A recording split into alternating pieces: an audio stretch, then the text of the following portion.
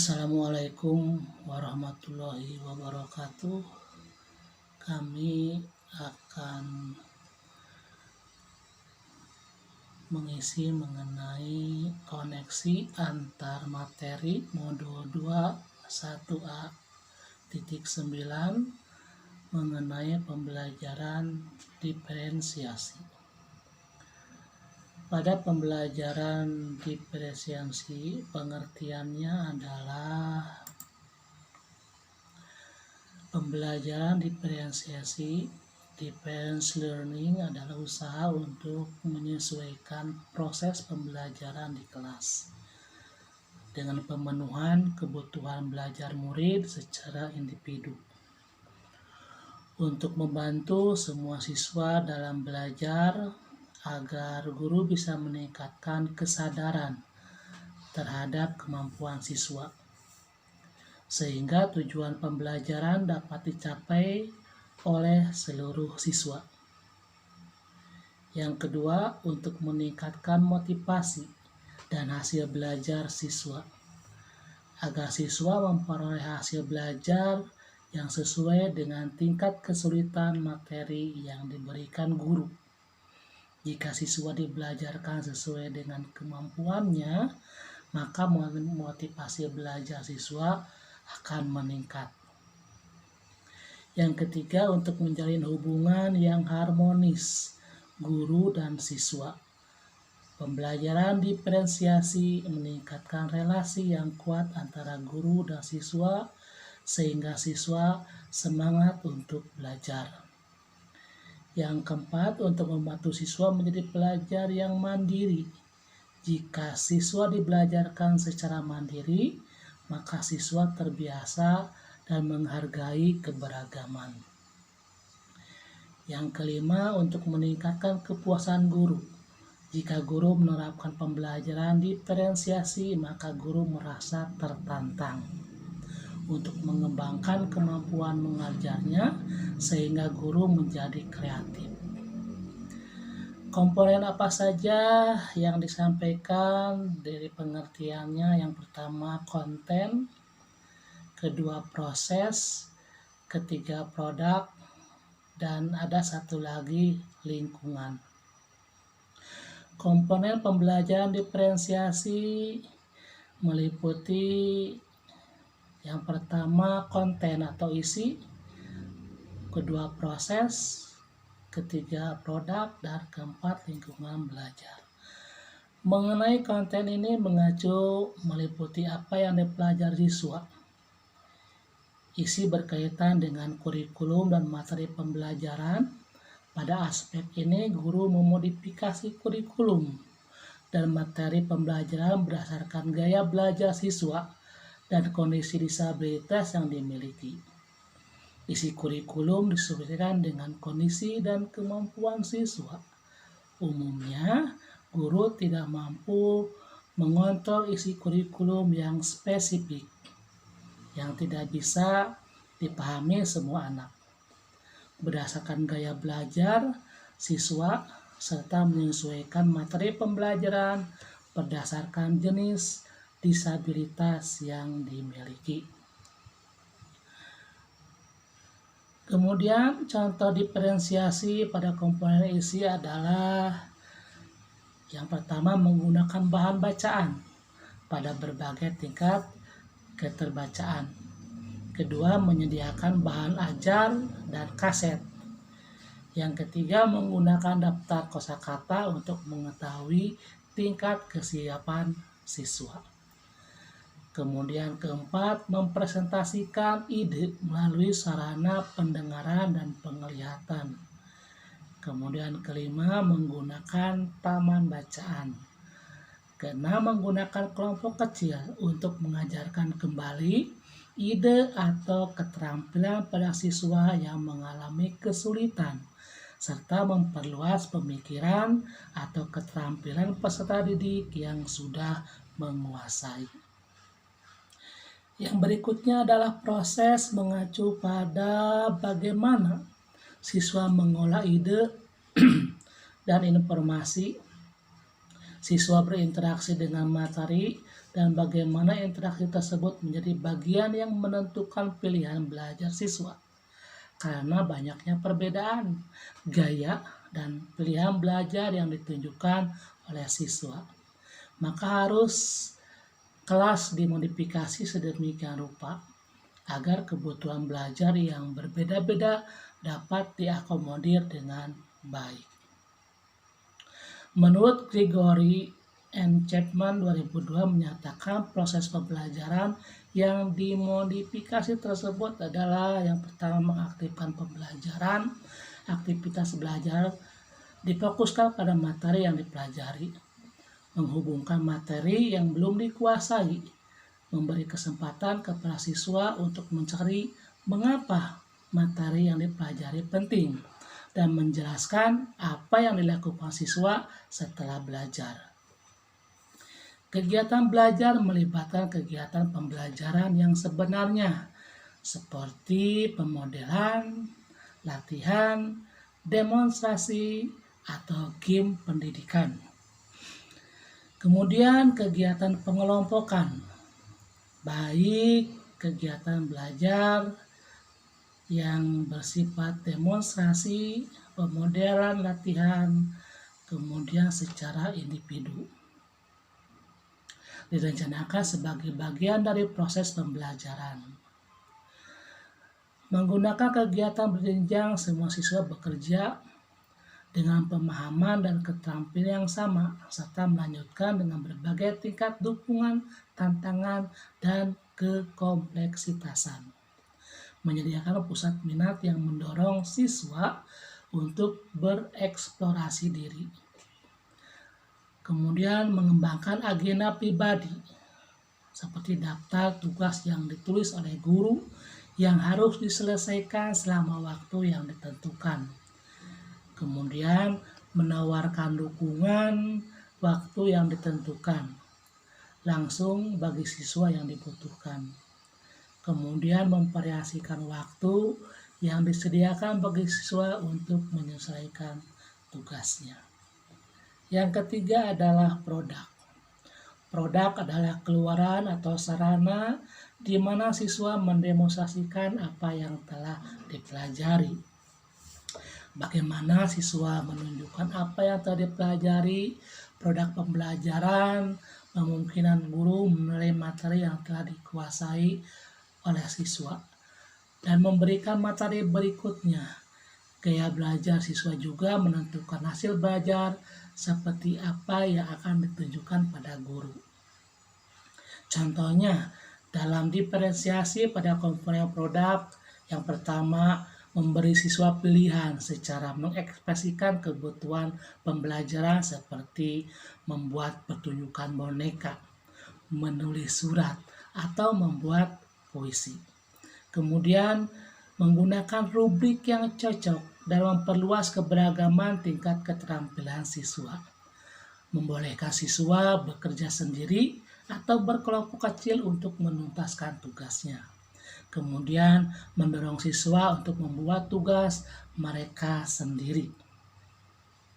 Kemudian yang keempat, lingkungan. Lingkungan belajar bagaimana cara siswa bekerja dan merasa dalam pembelajaran.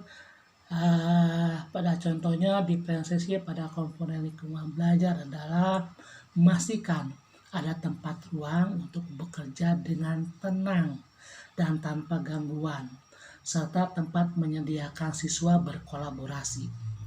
Menyediakan materi yang mencerminkan berbagai budaya. Kemudian menetapkan pedoman yang jelas untuk kerja mandiri yang sesuai dengan kebutuhan siswa. Kemudian mengembangkan rutinitas yang memungkinkan siswa untuk mendapatkan bantuan ketika guru sibuk dengan siswa lain dan tidak dapat segera membantu mereka. Kemudian membantu siswa memahami bahwa ada siswa yang perlu bergerak untuk belajar, sementara yang lain lebih suka duduk dengan tenang. Kemudian pemetaan kebutuhan belajar. Pada pemetaan kebutuhan belajar, salah satu materi yang saat ini diajarkan di kelas dengan menggunakan salah satu dari 3 pendekatan kesiapan belajar, minat siswa, dan profil belajar. Memetakan kebutuhan belajar murid, Tomlinson 2001 dalam bukunya yang berjudul How to Develop Instruction in Mixed Ability Classroom menyampaikan bahwa kita dapat mengkategorikan kebutuhan belajar murid paling tidak berdasarkan 3 aspek. Ketiga aspek tersebut adalah kesiapan belajar atau readiness murid, minat belajar, minat murid, profil belajar murid. Bagaimana? Sebagai guru, kita semua tentu tahu bahwa murid akan menunjukkan kinerja yang lebih baik jika tugas-tugas yang diberikan sesuai dengan keterampilan dan pemahaman yang mereka miliki sebelumnya atau kesiapan belajar. Lalu, jika tugas-tugas tersebut memicu keingintahuan atau hasrat dalam diri seorang murid minat, dan jika tugas itu diberikan kesempatan bagi mereka untuk bekerja dengan cara yang mereka sukai, tentunya sesuai dengan profil belajar. Kemudian berikutnya adalah kesiapan belajar. Pada kesiapan belajar, kapasitas untuk mempelajari materi baru, sebuah tugas yang mempertimbangkan tingkat kesiapan murid akan membawa murid keluar dari zona nyaman mereka. Namun dengan lingkungan belajar yang tepat dan dukungan yang memadai, mereka tetap dapat menguasai materi baru tersebut. Ada banyak cara untuk membedakan kesiapan belajar. Pada Tomlinson 2001 mengatakan bahwa merancang pembelajaran berdiferensiasi mirip dengan menggunakan tombol equalizer pada stereo atau pemutar CD untuk mendapatkan kombinasi suatu suara terbaik. Biasanya Anda akan menggeser-geser tombol equalizer tersebut terlebih dahulu. Nah, saat Anda mengajar, menyesuaikan tombol dengan tepat untuk berbagai kebutuhan murid akan menyamakan peluang mereka untuk mendapatkan materi, jenis kegiatan, dan menghasilkan produk belajar yang tepat di kelas Anda. Tombol-tombol dalam equalizer tersebut mewakili beberapa perspektif kontinum yang dapat digunakan untuk menentukan tingkat kesiapan murid dalam modul ini. Kita hanya akan mencoba membahas 6 dari beberapa contoh perspektif kontinum tersebut dengan mengadaptasi alat yang disebut dengan equalizer yang diperkenalkan oleh Tomlinson 2001. Kemudian berikutnya adalah minat belajar. Minat siswa tentunya sesuai dengan minat siswanya masing-masing. Kita tahu bahwa seperti ini juga kita orang dewasa, murid juga memiliki minat sendiri ya. Ada murid yang minatnya sangat besar dalam bidang seni, bidang olahraga, bidang sains, bidang memasak, dan seterusnya. Minat adalah salah satu motivator penting bagi murid untuk dapat terlibat secara aktif dalam proses pembelajaran. Tomlinson 2001 menjelaskan bahwa mempertimbangkan minat murid dalam merancang pembelajaran memiliki tujuan. Di antaranya yang pertama, membantu murid menyadari bahwa ada kecocokan antara sekolah dan keinginan mereka sendiri untuk belajar, menunjukkan keterhubungan antara semua pembelajaran. Kemudian menggunakan keterampilan atau ide yang familiar bagi murid sebagai jembatan untuk mempelajari ide atau keterampilan yang kurang familiar atau pelajaran baru bagi mereka. Kemudian meningkatkan motivasi murid untuk belajar sepanjang tahun. Murid yang berbeda akan menunjukkan minat pada topik yang berbeda. Gagasan ini membedakan melalui minat adalah untuk menghubungkan murid pada pelajaran untuk menjaga minat mereka dengan menjaga minat murid tetap tinggi. Diharapkan dapat meningkatkan kinerja murid. Beberapa ide yang dapat dilakukan untuk meningkatkan dan mempertahankan minat diantaranya misalnya meminta murid untuk memilih apakah mereka ingin mendemonstrasikan pemahaman dengan menulis lagu, melakukan pertunjukan, atau menari atau bentuk lainnya sesuai dengan menit mereka. Menggunakan teknik zigzag dan pembelajaran kooperatif. Menggunakan strategi investigasi kelompok berdasarkan minat, kemudian membuat kegiatan sehari-hari di tempat kerja. Murid diminta mempelajari bagaimana sebuah keterampilan mempelajari tertentu diaplikasikan dalam kehidupan nyata. Mereka boleh memilih profesi yang sesuai minat mereka, yang menjadi membuat model untuk diri sendiri dan untuk orang lain. Berikutnya adalah profil pelajar. Profil pelajar mengembangkan profil mengklasifikasikan pembelajaran berbasis profil murid terkait dengan banyak faktor seperti bahasa, budaya, kesehatan, keadaan keluarga, dan kekhususan lainnya. Selain itu juga akan berhubungan dengan gaya belajar seseorang. Menurut Tomlinson dalam Hackett 2018, profil belajar murid ini merupakan pendekatan yang disukai murid untuk belajar yang dipengaruhi oleh gaya berpikir, kecerdasan, budaya, latar belakang, dan jenis kelamin. Tentunya ada yang lain juga.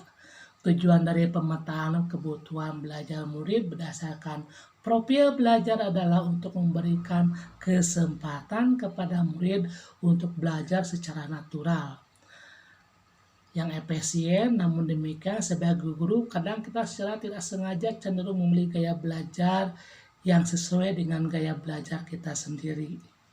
Padahal kita tahu setiap anak memiliki profil belajar sendiri. Memiliki kesadaran tentang ini sangat penting agar guru dapat memvariasikan metode dan pendekatan mengajar mereka.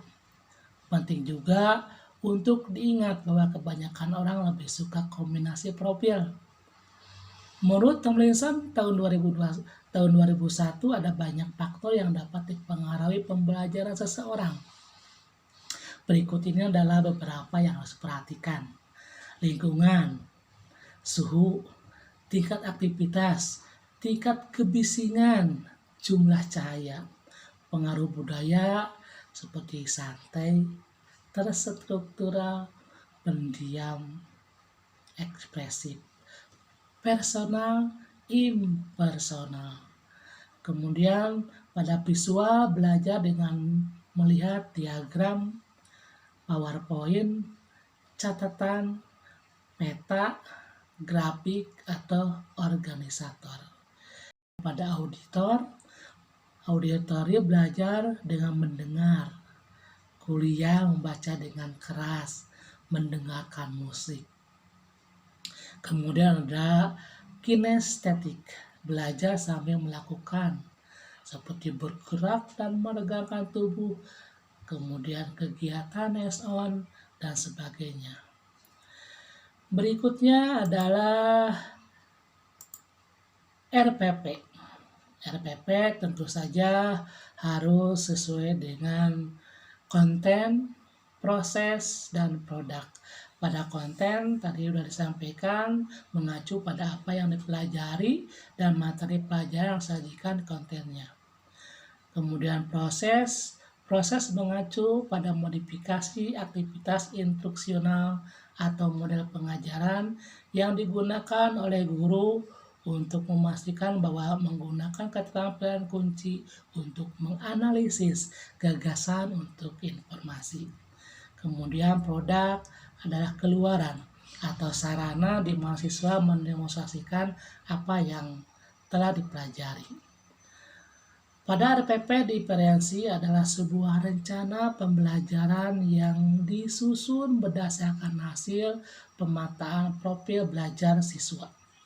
RPP berdiferensiasi berbeda dengan RPP yang selama ini kita buat berdasarkan kurikulum 2013.